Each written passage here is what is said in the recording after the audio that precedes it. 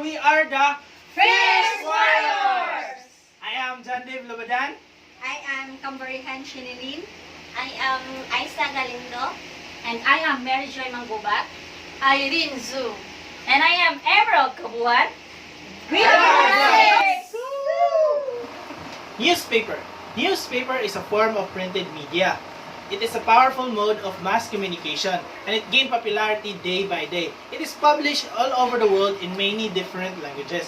In newspaper, every type of news is available, like sports, business, politics, and showbiz. Newspaper is a powerful house of information. And it contains news from the world of politics. It makes the general public aware about what's going on around the world.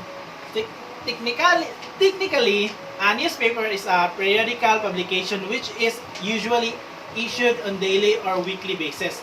It contains news, articles of opinions, features, advertisements, and other information of public interest. This is great source of information. And now we are showing you the parts of the newspaper. The first part of the newspaper is the masthead or the nameplate. This is showing the printed name. This type of printed type of in special type of front page. This is the name of the newspaper. For example, in what I am holding now is the Manila Bulletin. This is the name of the newspaper, and this is the This is the second part of parts of newspaper. This one, the cut. A cut is a photo or illustration. This one. And the next is the headline. And this is the headline of the newspaper. This one, the Serenius Fate Known Today. And this is the headline. And the next is the lead. The lead is here. Oh, as you can see, here, lead. The lead is the first sentence of a news story informing the readers of who, where, what, when, and sometimes how and why. And the deck, here. This is the deck. The deck is a secondary headline which provides additional info about the story.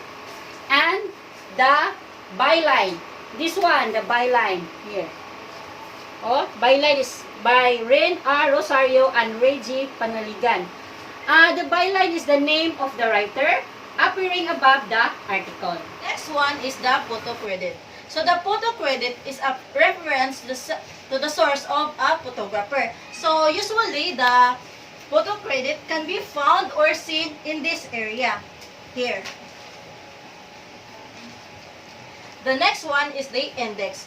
The index is an alphabetized table or contents of the newspaper. So this is the index. This area here. The next one is the cut line. So the cut line is the descriptive info appearing with a piece of an art, also called a caption. So this area is the cut line. Here. This one, the cut line. Then the graphic. The graphics is a combination of artwork and words which help to visually explain a story.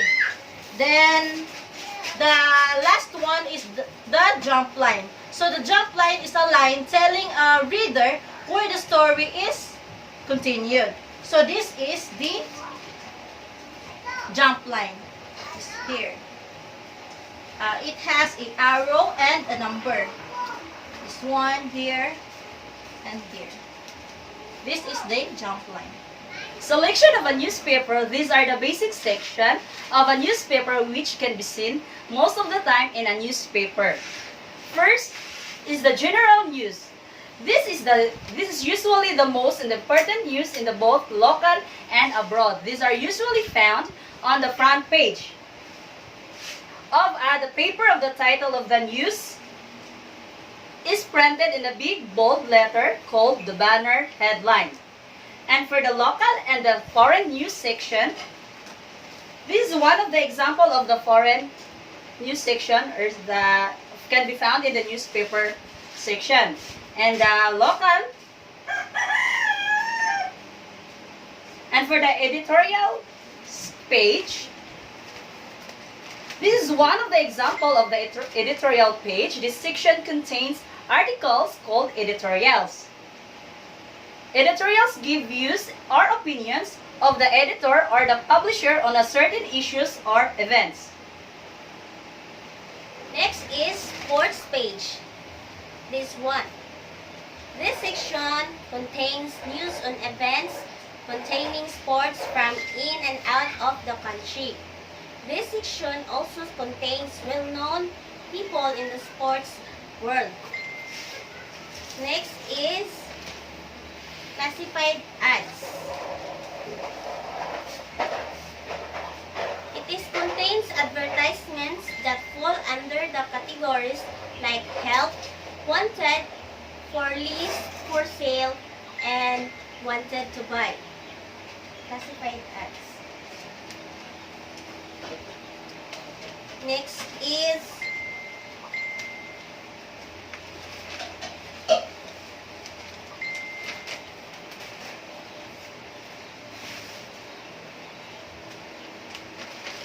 business and finance section.